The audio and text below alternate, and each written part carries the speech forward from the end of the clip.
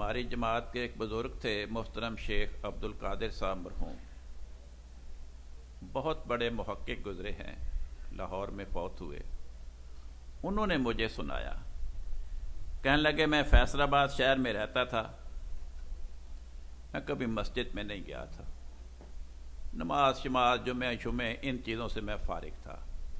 تو میرے والد صاحب نے حضرت قاضی محمد نذیر صاحب لیل پوری مرحوم جو جماعت کے امیر تھے، ان سے ذکر کیا کہ قاضی صاحب میرا بیٹا کبھی نماز میں نہیں آیا، کبھی جمعے میں نہیں آیا۔ انہوں نے کہا ٹھیک ہے، میں اس کا علاج کرتا ہوں۔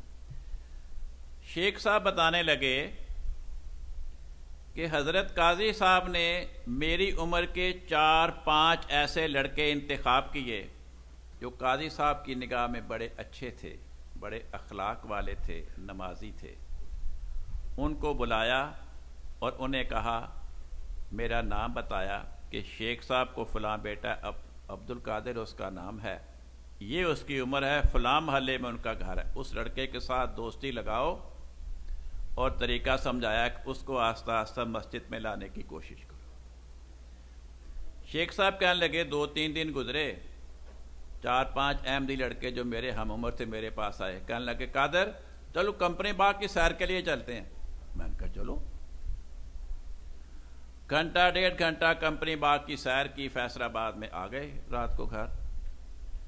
اگلے دن کہنے لگے چلو ریلوے اسٹیشن پہ جاتے ہیں، وہاں بڑی رونق ہوتی ہے، گاڑیاں آتی ہیں، مسافر آتے ہیں جاتے ہیں، بڑی رونق، بڑا موج میلہ ہوتا۔ ہم نے کہا ٹھیک ہے، ریلوے اسٹیشن پہ چلے گئے جناب، پلیٹ فارم ٹکٹ لیے گھومتے رہے، گھنٹہ گاڑیاں آ رہی ہیں جا رہی ہیں، مسافر ادھر جا رہے ہیں کوئی ادھر جا رہے ہیں، بھاگم ہو رہی ہے، رونق۔ گھر آ گئے۔ تیسرے دن کسی اور جگہ چلے گئے۔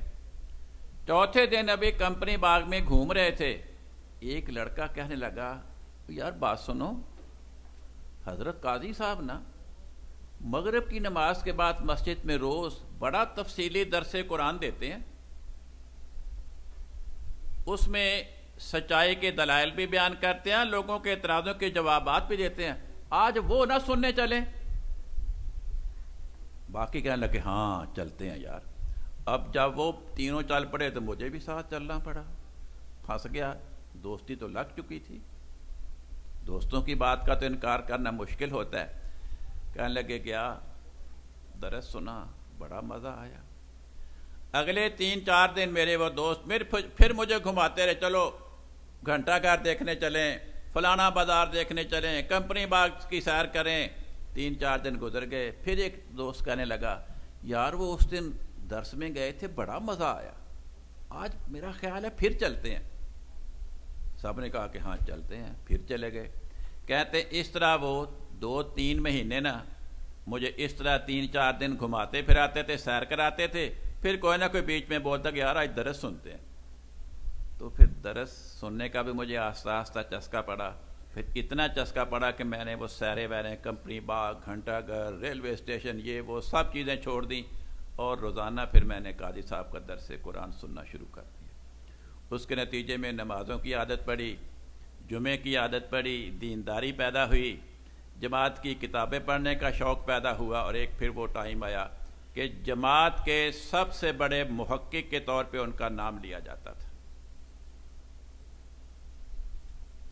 تو بھائی تربیت کا ایک یہ بھی انداز ہے، جن کو ہمدردی ہو وہ ان سے محبت سے، پیار سے دوستی لگائیں، ان کے مزاج کی باتیں کریں، اور پھر ان کو آہستہ آہستہ کھینچ کے اس طرف لائیں۔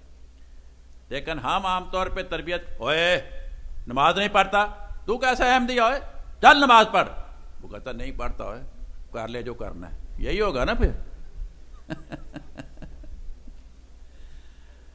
دیکھیں تربیت ہمیشہ محبت و پیار سے ہوتی ہے، ڈانٹ ڈپٹ سے تربیت نہیں ہوتی۔ بسا اوقات چھوٹے بچے مسجد میں آتے ہیں، کسی نے چھیڑا اس کو، کسی نے بات کی، جو بزرگ بیٹھے ہوتے ہیں وہ اس کو ڈانٹ ڈپٹ شروع کر دیتے ہیں، وہ 3-4 مرتبہ ان کو بچوں کو ڈانٹتے ہیں، پھر بچہ دور سے ہی دیکھتے ہیں نا، اوے چپ کر جو فلانے بابا جی آ رہے ہیں، اور وہ بھاگ جاتے ہیں مسجد سے۔